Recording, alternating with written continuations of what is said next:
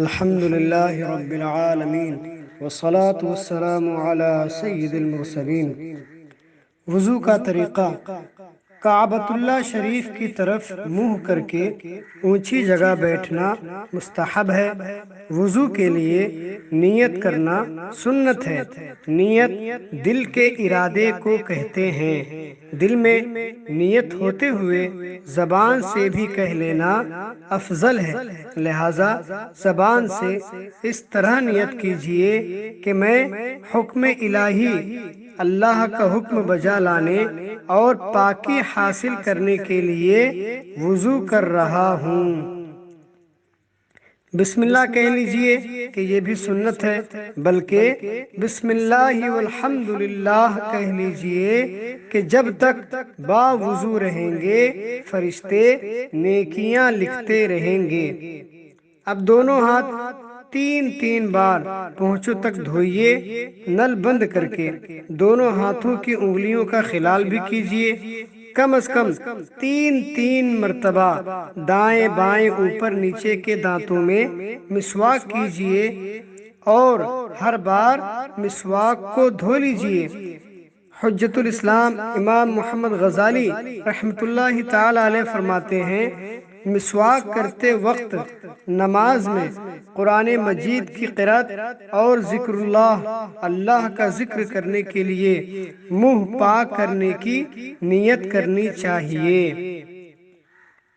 اب سیدھے ہاتھ کے 3 چلو پانی سے ہر بار نل بند کر کے اس طرح 3 کلیاں کیجئے کہ ہر بار منہ کے ہر پرزے پر پانی بہہ جائے۔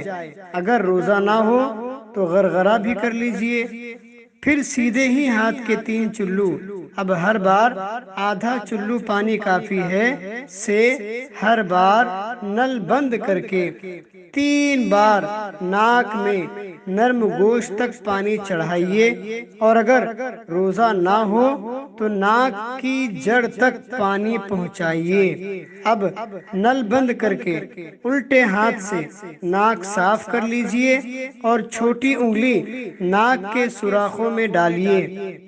3 بار سارا چہرہ اس طرح دھوئیے جہاں سے عادتاً سر کے بال اگنا شروع ہوتے ہیں وہاں سے لے کر ٹھوڑی کے نیچے تک، اور ایک کان کی لو سے دوسرے کان کی لو تک ہر جگہ پانی بہہ جائے۔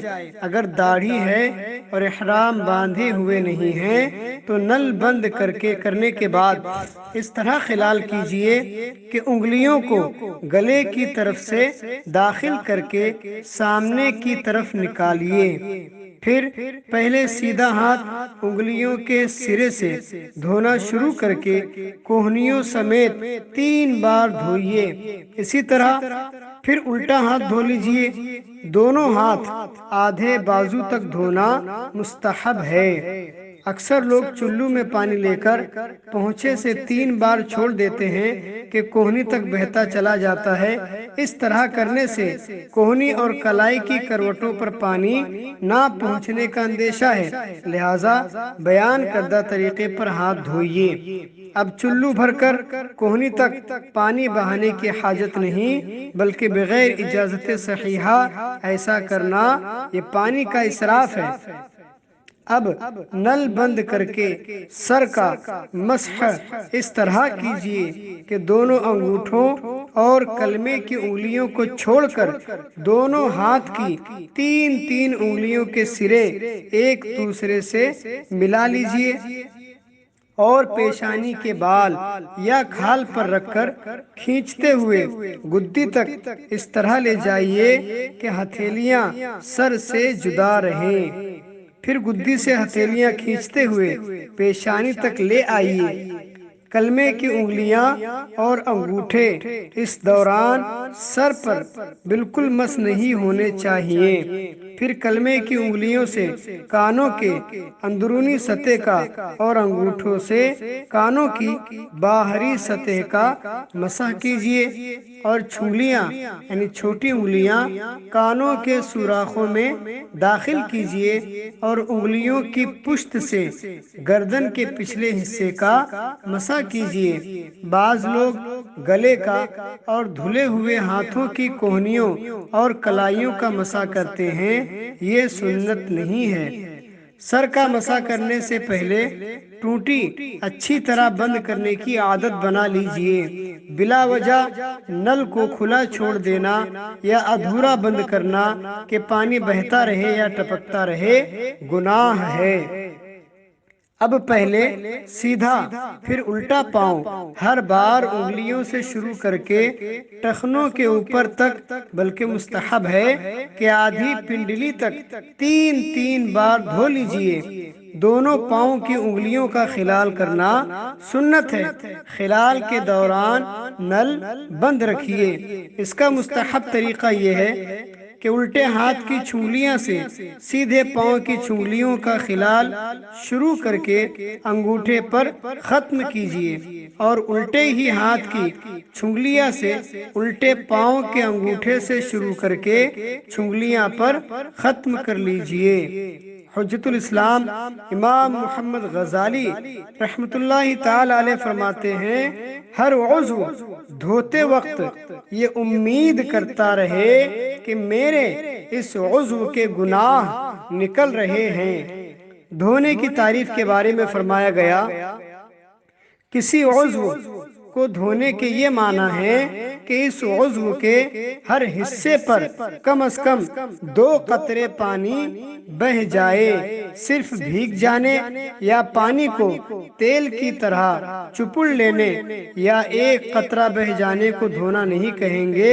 نہ اس طرح وضو ہوگا اور نہ ہی اس طرح غسل ادا ہوگا۔ وضو کے بعد یہ دعا بھی پڑھ لیجئے، اللہم اجعلنی من التوابین واجعلنی من المتطہرین۔ ترجمہ، اے اللہ مجھے کثرت سے توبہ کرنے والوں میں بنا دے اور مجھے پاکیزہ رہنے والوں میں شامل کر دے۔ حدیث پاک میں ہے، جس نے اچھی طرح وضو کیا اور کلمہ شہادت یعنی اشہد ان لا الہ الا اللہ وحدہ لا شریک لہ واشہد ان محمدا عبدہ ورسولہ پڑھا، اس کے لیے جنت کے 8 دروازے کھول دیے جاتے ہیں، جس سے چاہے اندر داخل ہو جائے۔ حدیث مبارک میں ہے، جو وضو کے بعد 1 مرتبہ سورہ قدر پڑھے تو وہ صدیقین میں سے ہے، جو 2 مرتبہ پڑھے تو شہداء میں شمار کیا جائے، اور جو 3 مرتبہ پڑھے گا اللہ تعالی میدان محشر میں اسے اپنے انبیاء کے ساتھ رکھے گا۔